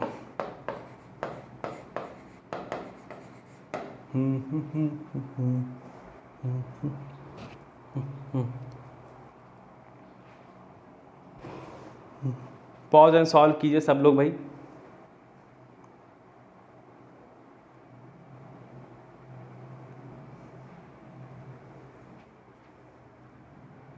चलिए अब मैं सॉल्व करता हूँ। ठीक है, मुझे पता है ये नीचे की ओर जाएगा, और जितना ये जाएगा उतना ही ये जाएगा, क्योंकि एक ही स्ट्रिंग के साथ कनेक्टेड है, तो दोनों का एक्सेलरेशन का मैग्नीट्यूड सेम ले लिया। इसका बीडी बनाओगे तो यहाँ पे टेंशन टी आ गया, यहाँ पर m1g आ गया, इसके बीडी में टेंशन इधर आ जाएगा, हालांकि नॉर्मल भी आएगा और m2g भी आएगा, लेकिन मुझे पता है हॉरिजॉन्टल डायरेक्शन में एक्सेलरेशन है और नॉर्मल तो पूछा नहीं है, तो अपन सिर्फ हॉरिजॉन्टल डायरेक्शन में यहाँ पे कहानी कहेंगे। इसके लिए इक्वेशन आप क्या बनाओगे, इसके लिए इक्वेशन बनाओगे टेंशन की जो वैल्यू होगी वो क्या होगी, m2 इंटू ए, और इसके लिए क्या इक्वेशन बनाओगे, ये नीचे की ओर जा रहा है, यानी m2g डोमिनेट कर रहा होगा टेंशन से, तभी तो वो नीचे की ओर जा रहा है, तो नेट फोर्स डाउनवर्ड कितना आ जाएगा, m2g माइनस टी। टी क्यों माइनस, क्योंकि वो एक्सेलरेशन के अपोजिट डायरेक्शन में लग रहा है, m1 इंटू ए। दो इक्वेशन दो वेरिएबल, आप इसको आसानी से सॉल्व कर सकते हो। इसके बाद मैथ्स है, फिजिक्स खत्म। हालांकि शुरुआत में मैं सॉल्व करके बता रहा हूँ, दोनों को आप ऐड कर लीजिए, दोनों को ऐड कर लेंगे, टेंशन टेंशन खत्म हो गया, यहाँ पर आपके पास m2g हो गया, और यहाँ से आप एक्सेलरेशन कॉमन निकालेंगे तो m1 प्लस m2 आ गया। तो एक्सेलरेशन की जो वैल्यू आपके पास आ जाती है m2g upon m1 plus m2। देखिए इसमें मैंने बहुत लोगों को देखा शॉर्टकट ट्रिक होता है, सर ये कर लेते हैं नेट पुलिंग फोर्स तो अपॉन मास। शॉर्टकट के चक्कर में ज़्यादा मत रहिएगा, क्योंकि शॉर्टकट के चक्कर में आपके कॉन्सेप्ट बिगड़ जाएंगे। मेहनत करने से घबराइए नहीं, न्यूमेरिकल सॉल्व करने से आप पीछे मत हटिए, प्रैक्टिस कीजिए, पेन घिसिए, तब मज़ा आएगा। शॉर्टकट के चक्कर में मत रहिए। शॉर्टकट तभी और उन्हीं लोगों के लिए काम करता है जो इन्होंने बहुत ज़्यादा मेहनत ऑलरेडी किया हुआ, उनके लिए वो शॉर्टकट काम करता है। उनको चीज़ें विजुअलाइज होने लगती हैं क्योंकि उन्होंने इतना ज़्यादा न्यूमेरिकल लगाया हुआ है। तो अभी शॉर्टकट के चक्कर में कोई नहीं रहेगा, ठीक है। ये एक्सप्रेशन आ गया, और एक्सप्रेशन की वैल्यू आप किसी भी एक इक्वेशन में डाल दी, जैसे इसी इक्वेशन में अगर आपने डाल दिया तो आपके पास टेंशन आ जाएगा। टेंशन के लिए कितनी आ जाएगी, m2 इंटू ए, मल्टीप्लाई कर लीजिए। कुछ तो गड़बड़ हो रहा है, कुछ गड़बड़ हो रहा है। टेंशन की वैल्यू m2 इंटू ए लिख दिया, और यहाँ पर ये m1g आएगा। यही मैं कह रहा हूँ, कुछ तो गड़बड़ हो रहा है। यहाँ पर ये m1g है ना, m1g माइनस टी की वैल्यू m1a आएगा। यहाँ पर आपके पास m1 हो गया, दोनों को ऐड करेंगे, m1g इधर आ गया, a m1 प्लस, तो यहाँ पर m1 आ गया, ठीक है। और फिर टेंशन की वैल्यू आपके पास m2 आ गया, m2 इंटू ए करेंगे तो m2 into m1g upon m1 plus m2, ये आपके पास टेंशन आ गया, ठीक है। सवाल के अंदर m1 की वैल्यू 5 kg दे सकता है, m2 की वैल्यू 25 kg दे सकता है। डेटा है, वो क्वेश्चन बनाने वाले के ऊपर डिपेंड करता है, वो कुछ भी दे सकता है। प्रोसेस आपको समझना है। मैथ्स तो आपको होपफुली मैं ये मान के चलता हूँ मैथ्स आपका बढ़िया है, ठीक ठाक है। चलिए अगले एग्जाम्पल की ओर चलते हैं। अब पुल्ली पे आ गए तो पुल्ली के और सवाल सॉल्व कर लेते हैं। सिंपल वाले सवाल थोड़े देखते हैं। चलिए जैसे अब की बार एक इंक्लाइन प्लेन ले लिया इस तरीके से,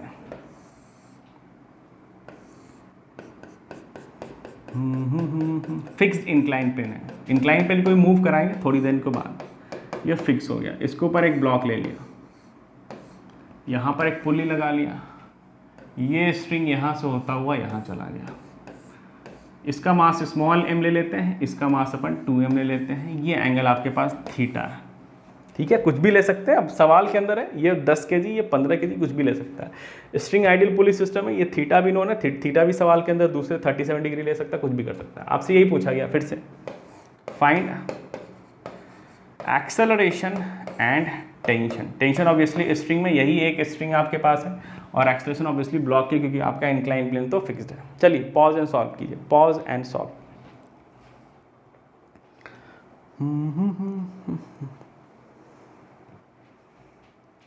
आइए सॉल्व करते हैं। एक ही डायग्राम में एफबीडी बना लेते हैं दोनों का। इधर नॉर्मल आ गया। अब मुझे पता है ये मूवमेंट इसी के अलॉन्ग करेगा, तो 2mg के मैं डायरेक्टली कंपोनेंट यहाँ पे बात कर रहा हूँ। यहाँ पर आपके पास आ जाता है 2mg साइन थीटा, और यहाँ पे आपके पास आ जाता है 2mg कॉस थीटा। कहाँ से आई, ये कंपोनेंट ब्रेक कर दिया। किसका कंपोनेंट ब्रेक कर दिया, 2mg का कंपोनेंट ब्रेक कर दिया। क्यों ब्रेक कर दिया, क्योंकि मूवमेंट इसके अलॉन्ग हो रहा है। तो मैंने इसी को एक्स एक्सिस बना लिया भाई, और इसको वाई एक्सिस बना लिया, और टेंशन तो इधर लग ही रहा होगा। यहाँ पर भी आपके पास टेंशन आ गया और mg आ गया। अब मुझे पता नहीं है कि कौन किधर मूव करेगा। हो सकता है ये नीचे मूव करता है, या हो सकता है ये नीचे मूव करता है। अगर ये नीचे मूव करेगा तो ये ऊपर मूव करेगा, और ये नीचे मूव करेगा तो ये ऊपर मूव करेगा। तो अभी तो अपन डेटा देख के तो नहीं बता सकते, क्योंकि थीटा पे डिसाइड होगा। तो जब भी अपने को कोई चीज़ पता नहीं है, जैसे आप क्लास 8, 9, 10 में तो यही करते थे कि जब भी मैथमेटिक्स में कोई वैल्यू आपको पता नहीं होती थी तो आप उसको x मान लेते थे, और x मान के प्रॉब्लम को सॉल्व करते थे, और लास्ट में आपके पास x की कुछ ना कुछ वैल्यू आ जाती थी। उसी तरीके से मुझे एक्सेलरेशन नहीं पता का है, यानी ना acceleration is a vector quantity, तो ना उसका मैग्नीट्यूड पता है ना उसकी डायरेक्शन पता है। तो अपन क्या करते हैं, एजम्पशन कर लेते हैं। कोई भी एक एजम्पशन लेके अपन क्या करते हैं, प्रॉब्लम को सॉल्व करते हैं। मान लिया इस डायरेक्शन में मूवमेंट हो रहा है, और सॉल्व करने के बाद अगर पॉजिटिव आ रहा है, इसका मतलब मैंने जो एजम्पशन लिया है वो सही है, वाकई में एक्सेलरेशन इस डायरेक्शन में होगा।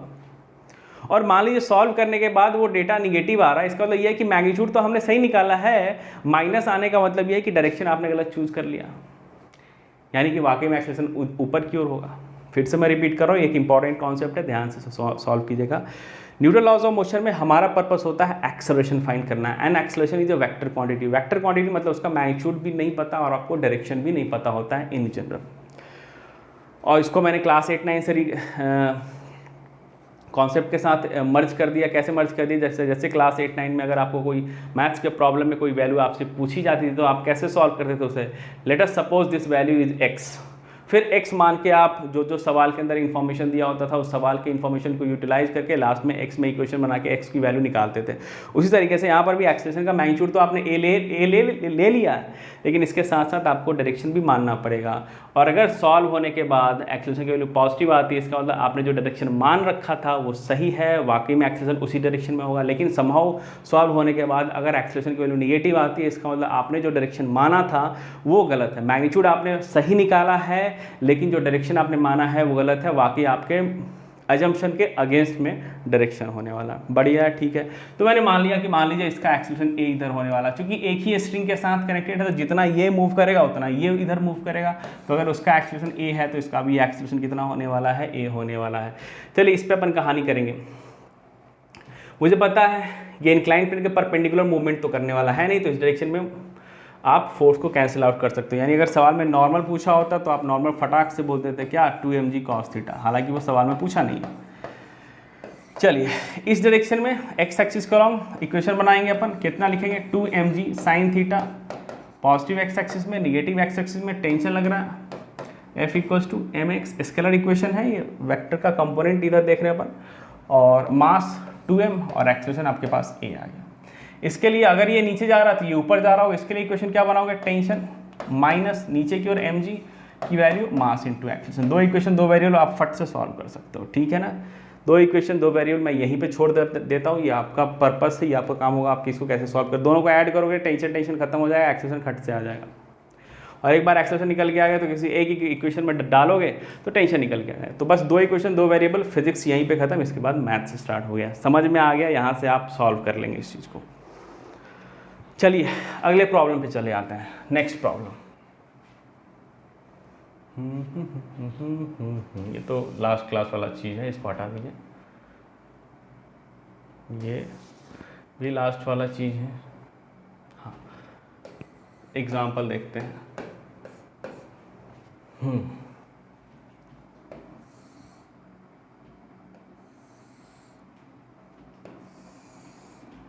जैसे ये आपके पास 53 डिग्री का एंगल है, ये मान लीजिए 37 डिग्री का एंगल है, और यहाँ पर आपके पास एक पुल्ली है, पुल्ली से आपने ये डबल इंक्लाइन प्लेन कहते हैं, एक मास यहाँ पे लगा दिया, दूसरा मास आपने यहाँ पे लगा दिया। एक का मास आपने m ले लिया, दूसरे का मास आपने 2m ले लिया, ठीक है। आपसे फिर से वही सवाल पूछा है, जो एक स्ट्रिंग आपको दिख रही है उस स्ट्रिंग के अंदर आपको टेंशन बताना है और दोनों ब्लॉक का एक्सेलरेशन बताना है। A stand for acceleration and T stand for tension. चलिए पॉज एंड सॉल्व। ये आपका incline plane, double incline plane जो है वो फिक्स्ड है, ये कहीं नहीं मूव कर रहा है, प्रोसेस वही रहने वाला है जो आपको मैंने बताया, ठीक है। लिटरेचर से आप और प्रैक्टिस कर सकते हो चीज़ों को। चलिए पॉज कीजिए एंड सॉल्व कीजिए भाई।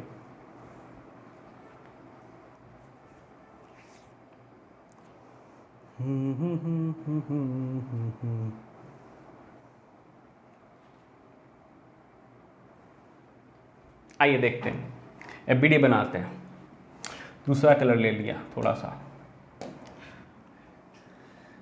एक ही टेंशन होने वाला, यहाँ पे बना दिया टेंशन, नॉर्मल इधर mg cos थीटा, यहाँ पर थीटा कौन है 53 डिग्री है, तो mg cos 53 degree, cos 53 degree की वैल्यू कितनी होगी, 53 डिग्री बड़ा वाला यानी 3/5 होगा, यानी मेरे हिसाब से ये 3mg/5 हो जाएगा।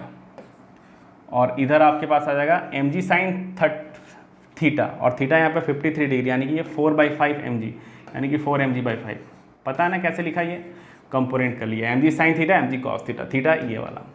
उस तरीके से यहाँ पर भी वही काम होने वाला है, यहाँ पर भी आप एफबीडी बनाओगे, सेम स्ट्रिंग है तो सेम टेंशन आपने यहाँ पे दिखा दिया, यहाँ पे कुछ नया इंडेक्स दिखा दीजिए, क्योंकि यहाँ पर जो नॉर्मल होगा वही नॉर्मल वहाँ पर हो, ऐसा जरूरी बिल्कुल नहीं है। यहाँ पर भी आप क्या करेंगे 2mg, यहाँ पर cos थीटा, 2mg यहाँ पर sin थीटा, तो 2mg sin 37 degree, sin 37 degree की वैल्यू याद कीजिए 4/5 होता है, तो ओवरऑल आपकी वैल्यू कितनी आएगी 8mg/5।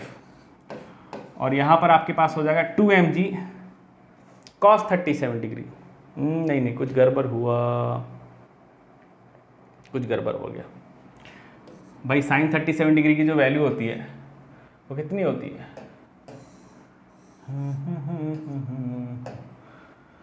sin 37 डिग्री की जो वैल्यू होती है वो कितनी होती है 3/5 होती है, ठीक है ना, 3/5 होती है, तो आपको लिखना है 2mg 3/5, यानी ये कितना आ गया 6mg/5। और उसी तरीके से आप 2mg cos 37 degree, cos 37 degree की वैल्यू कितनी होती है 4/5, तो मेरे हिसाब से 4 2 8mg/5 इधर आ जाएगा। ये cos 37 डिग्री 4/5, sin 37 डिग्री 3/5। उसी तरीके से आपके पास sin 53 डिग्री जो होगा वो 4/5 होगा, और cos 53 डिग्री जो होगा वो 3/5 होगा। तो ये आपने FBT बना लिया। मुझे पता है, मान लीजिए मुझे नहीं पता, ये नीचे जाएगा ये ऊपर जाएगा। जैसे ऊपर वाले सवाल पे अपन आते हैं, कहाँ गए, ये तो लास्ट सवाल वाले थे, लैमीज लास्ट क्लास के अंदर पढ़ा था, वही चीज़ है, घबराने वाली बात। देखिए हाँ, यहाँ से अगर आप एक्सेलेरेशन की वैल्यू कैलकुलेट करते हो फॉर द, मैं जैसे मान लीजिए मैं एक्सेलेरेशन की वैल्यू फाइंड करता हूँ लास्ट सवाल में, तो दोनों को ऐड कर दिया, टेंशन कैंसिल हो गया, तो आपके पास इधर रिजल्ट बचेगा 2mg sin थीटा। क्यों इधर आया है वापस आपको अभी पता चल जाएगा, बस पेशेंस रखिए। और 2ma प्लस ma कितना आ जाएगा 3ma आ जाएगा। एक्सेलरेशन की वैल्यू अगर आप यहाँ पे कैलकुलेट करते हो, देखिए m को आप कॉमन लेकर यहाँ से कैंसिल आउट कर दोगे, और एक्सेलरेशन की वैल्यू अगर आपने यहाँ पे कैलकुलेट किया तो कितना आ जाएगा 2g sin theta minus g/3, यही आ रहा है। अब देखिए अगर थीटा इस तरीके से दे रखा होगा, थीटा अगर इस तरीके से दे रखा होगा कि 2g sin थीटा g से अगर बड़ा होगा तो ओवरऑल एक्सेलरेशन की वैल्यू पॉजिटिव होगी, और हमने जो डायरेक्शन एजम्पशन लिया है वाकई में वैसा ही ब्लॉक एक्सेलरेट कर रहा होगा। लेकिन मान लीजिए थीटा मैंने इस तरीके से सेट किया, है कि ये 2g sin थीटा g से कम हो जाए। g से कम होने का मतलब ये हुआ कि एक्सेलरेशन निगेटिव आ गया। निगेटिव आने का मतलब ये कि हमने जो डायरेक्शन एजम्पशन लिया है इस डायरेक्शन में उसके अगेंस्ट एक्सेलरेशन होगा, क्योंकि आपको जो मैंने बताया था बस उसी चीज़ को यहाँ पर रिकॉल कर रहे थे। अब वापस अपन दूसरे प्रॉब्लम में चले आते हैं। आपका जो दूसरा प्रॉब्लम है ये वाला, यहाँ पर भी देखेंगे अपन। मुझे नहीं पता कि एक्सेलरेशन इधर होगा नहीं पता। आप एक एजम्पशन लीजिए, उस एजम्पशन को लेकर आगे सॉल्व करते हैं। मान लीजिए ये इधर जा रहा है, और ये अगर ये इधर जाएगा तो ये भी उतने ही एक्सेलरेशन से इधर जाएगा, क्योंकि एक ही स्ट्रिंग के साथ बंधा हुआ। इसके लिए क्या इक्वेशन बनाओगे आप, इसके लिए इक्वेशन बनेगा 4mg/5। अब ये वाला अपने को पता है नॉर्मल 3mg/5 को बैलेंस करेगा, ये वाला n-8mg/5 को बैलेंस करेगा। इस पर अपन कहानी की बात नहीं कर रहे हैं, ये आपको पता है। इस डायरेक्शन में एक्स एक्सिस के लॉन्ग अगर बात करें तो 4mg/5 आपके पास ये आ गया, माइनस टेंशन की वैल्यू किसके बराबर हो जाएगा, मास इंटू एक्सेलरेशन। और इसकी बात करें अगर ये नीचे जा रहा है तो ये ऊपर जा रहा होगा, तो यहाँ पर ऊपर नेट फोर्स टेंशन को पॉजिटिव रखेंगे। ये आपको अपोज कर रहा है, इसलिए 6mg/5 की वैल्यू जो होगी वो कितना होगा 2m × a। दोनों को ऐड कर लीजिए, दोनों को ऐड करेंगे टेंशन आपका कैंसिल आउट हो जाएगा। 4mg/5 माइनस 6mg/5, 4 माइनस 6 कितना आ गया 2 आ गया। 4 माइनस 6 जो आ गया कितना आ गया -2 आ गया। तो -2mg/5 की वैल्यू कितनी देगी m + 2 में, दैट इज 3m। अब यहाँ पर एक्सेलरेशन निगेटिव आ गया। अब एक्सेलरेशन निगेटिव आने का मतलब ये नहीं कि हमने गलत सॉल्व किया है, इसको नीचे लेके चले जाएंगे। एक्सेलरेशन निगेटिव आने का मतलब ये है कि हमारा बस डायरेक्शन गलत है, मैग्नीट्यूड हमने सही निकाला है। डायरेक्शन गलत होने का मतलब ये है कि एक्सेलरेशन वाकई में ये इधर जा रहा होगा और ये इधर आ रहा होगा, ठीक है। तो माइनस आने का मतलब आपको घबराना बिल्कुल नहीं है, टेंशन नहीं लेना है। बस आपने डायरेक्शन एजम्पशन शुरुआत में गलत लिया, बस इसी चीज़ को इंडिकेट कर रहा है। और मैग्नीट्यूड 2g/15 होगा। आप यहाँ से भी देख सकते हो 4mg/5 यहाँ पे लग रहा है, और यहाँ पे आपके पास 6mg/5 लग रहा है। 6mg/5 डोमिनेट कर रहा है 4mg/5 से। ओवरऑल सिस्टम इसी डायरेक्शन में एक्सेलरेट करना चाहिए था, लेकिन मैंने उल्टा ले लिया था। आप भी कर सकते हो, कोई दिक्कत नहीं है।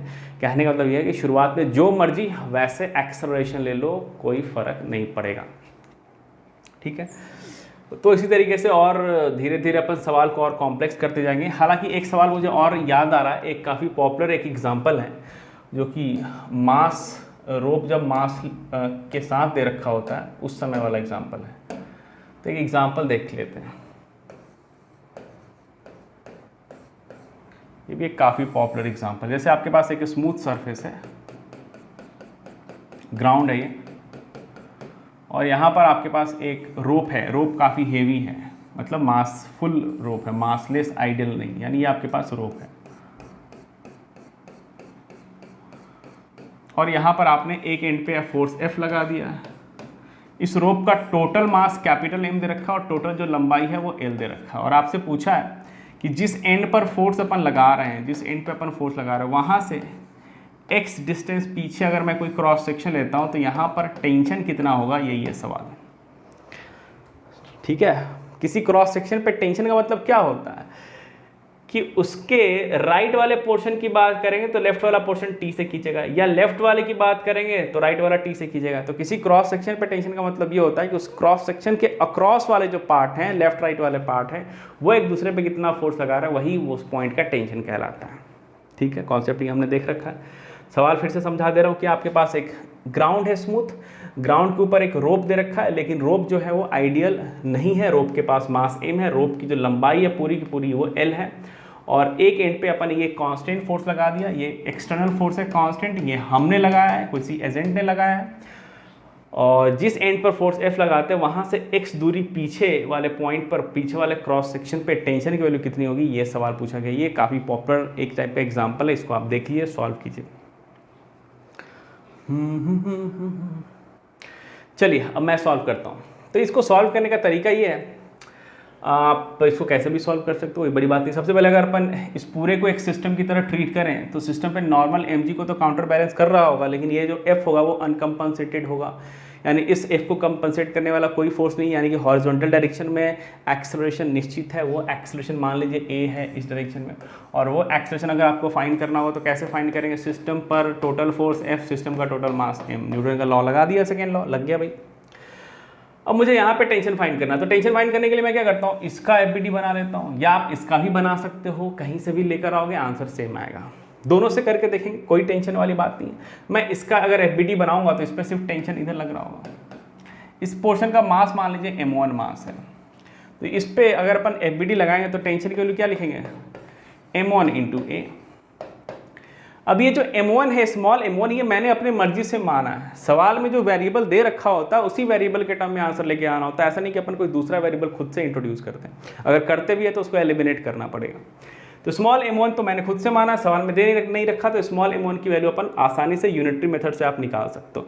यहाँ पर जो रोप है वो यूनिफॉर्मली मास डिस्ट्रीब्यूशन है, तो इसको आप यूनिटरी मेथड जैसे बचपन में अपन करते थे वहाँ आप आसानी से निकाल सकते हो। हालांकि धीरे धीरे आप कैलकुलस पे भी अपन आएंगे तो इस पर सीखेंगे मास डेंसिटीज़ के ऊपर। फिलहाल यूनिटरी मेथड से सॉल्व कर लेते हैं। जैसे कि अगर L लेंथ के लंबाई की मास कैपिटल M होती है, तो जैसे ये पूरी की पूरी लेंथ L है, इसका मास कैपिटल M है, तो 1 यूनिट की मास कितनी हो जाएगी, M/L। बचपन में ऐसे करते थे ना, है ना, यूनिटरी मेथड पढ़ा था, वही यूज कर रहे हैं। तो अगर अपन लंबाई की बात करें तो यहाँ से अगर x लंबाई है तो यहाँ से यहाँ लंबाई कितनी हो जाएगी, L - x। तो अगर L लेंथ की मास कैपिटल M है तो 1 यूनिट की मास कितनी होगी, M/L हो जाएगी। तो L - x यूनिट की मास कितनी हो जाएगी, M/L × L - x। और यही तो आपका M1 है, L - x यूनिट का मास। तो स्मॉल m1 की जगह पे बस आपको ये चीज़ रखना होगा। स्मॉल m1 की जगह पे आप क्या रखोगे, capital M/L, L - x × A। तो यहाँ से आपके पास टेंशन आ गया। इसको आप और अच्छे से सजा सकते हो। L को आप अंदर लेके चले जाओ तो ये मास इंटू एक्सेलरेशन आ गया।